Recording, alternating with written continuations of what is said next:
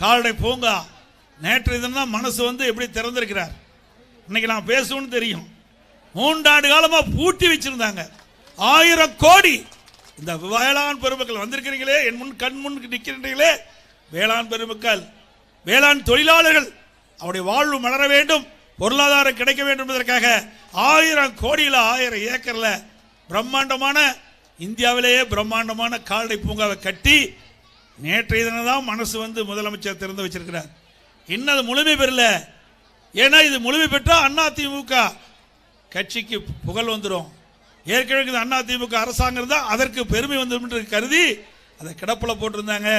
நாங்கள் சட்டமன்றத்தில் பேசி, பொதுக்கூட்டத்தில் பேசி, விவசாய பெருமக்கள் அங்கே போராட்டத்தை நடத்தி, எங்களுடைய சட்டமன்ற உறுப்பினர்களை போராட்டத்தை நடத்தி, அதற்கு பிறகுதான் நேற்றைய தினம் மனசு முதலமைச்சர் இன்றைக்கு தலைவர் கெங்கவள்ளி சட்டமன்ற தொகுதியில் தலைவாசல் கூட்டு ரோட்டிலே கட்டப்பட்ட பிரம்மாண்டமான கால்நடை பூங்காவை திறந்து வச்சிருக்கிறாங்க.